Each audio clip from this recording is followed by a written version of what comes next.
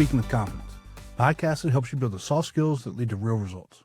Communication, storytelling, public speaking, and showing up with confidence in every conversation that counts.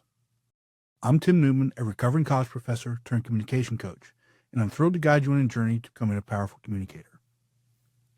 In episode 69, Danielle Droitsch spoke about tying self-confidence to who we are as individuals. This idea really got me thinking, because I have said for a long time that most people do not spend enough time thinking about who they are or why they are in some of the positions that they're in. And this thought led to the idea of imposter syndrome and why we get stuck and cannot advance. So this episode is going to lay out a time-tested framework to help you figure out who you are and why you're stuck. But here's the brutal truth. Reflection doesn't happen by accident. The top 1% treat it as a non-negotiable habit. They schedule reflection like meetings, document it like scientists, and act on it like CEOs.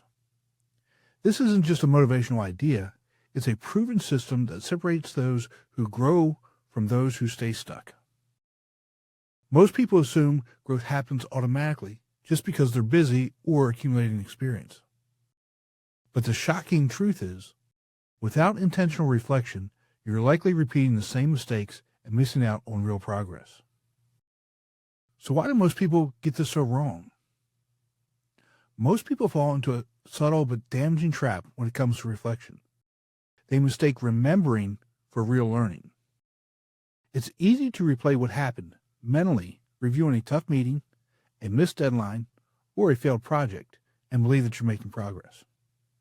But simply recalling events without examining them leads to repeating the exact same errors. The reality is, most people end up repeating mistakes if they never truly reflect on why things happened the way that they did. And passive reminiscing feels productive. You get that sense of being thoughtful, of reviewing your actions, but this process skips the critical thinking required for actual growth. It's like looking at old photos and mistaking nostalgia for insight. The difference between remembering and reflecting is subtle but crucial. Remembering is passive. It's just replaying the tape. Reflection, on the other hand, is an active process that demands you ask tough questions and seek out lessons beneath the surface. John Maxwell, in his Law of Reflection, puts it simply: evaluated experience is the best teacher. So just having experiences, even a lot of them, isn't enough. Without stopping to evaluate, you're just accumulating years, not wisdom. And Maxwell found that people who set aside time to actively review what happened, and more importantly, why it happened, accelerate their growth far more than those who just keep moving forward. Structured reflection, not just experience, is what drives improvement. And Maxwell himself uses daily and weekly reflection rhythms to catch patterns, spot small wins, and identify blind spots before they become bigger problems. So instead of waiting for major failures to force a review, he builds reflection into his routine.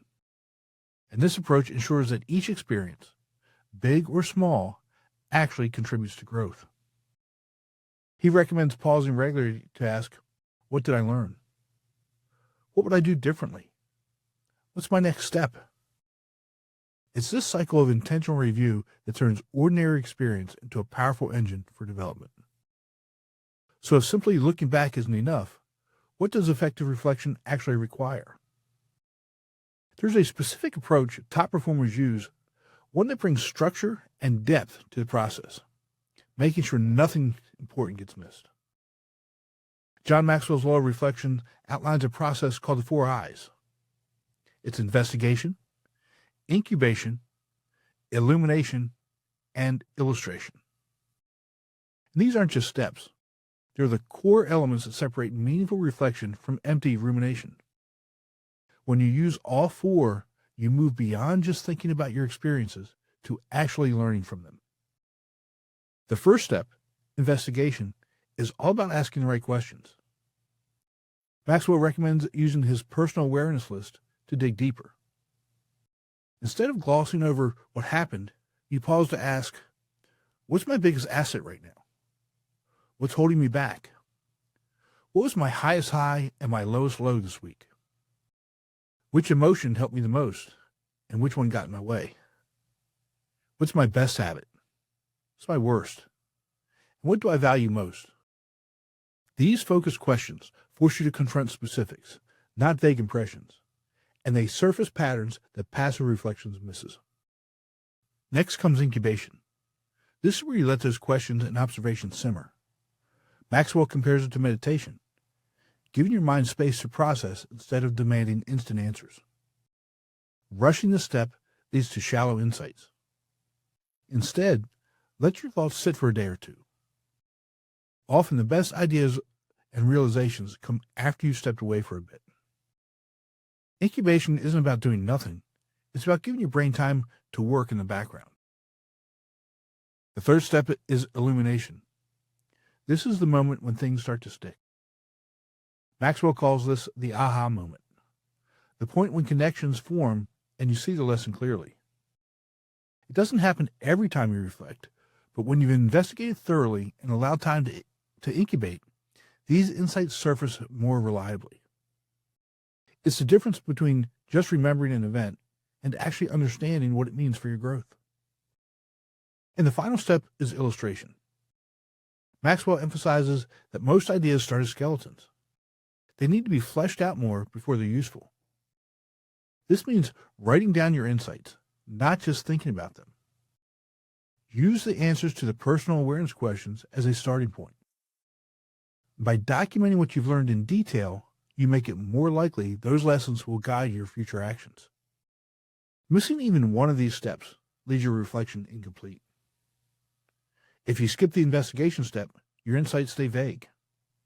Rush incubation, and you end up with surface-level takeaways. Without illumination, you miss the patterns. And if you skip illustration, you forget what matters. But when you follow all four, reflection becomes a tool for real progress. So how do you put the 4 I's into practice in a way that fits your schedule and actually sticks? Let's break down the practical system you can use right now. It's the 3-step reflection system.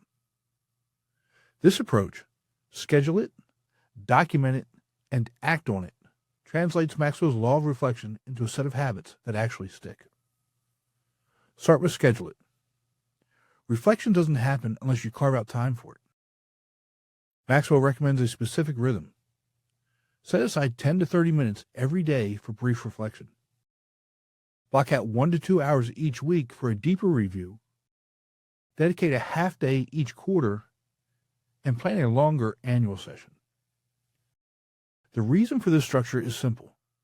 Daily sessions help you notice small patterns and course corrections, while the longer intervals let you spot bigger trends and make strategic adjustments. Treat these appointments with the same respect you would a client meeting. Put them in your calendar and protect that time.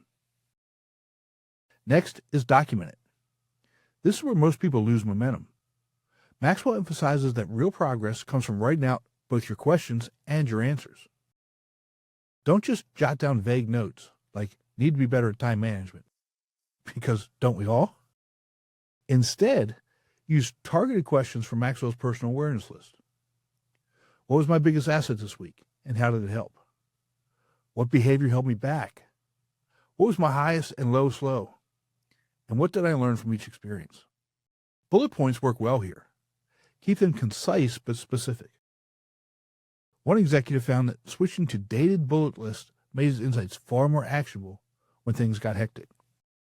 The act of writing clarifies your thinking and gives you a record to revisit when you need perspective. And finally, act on it. Insights only matter if they lead to change.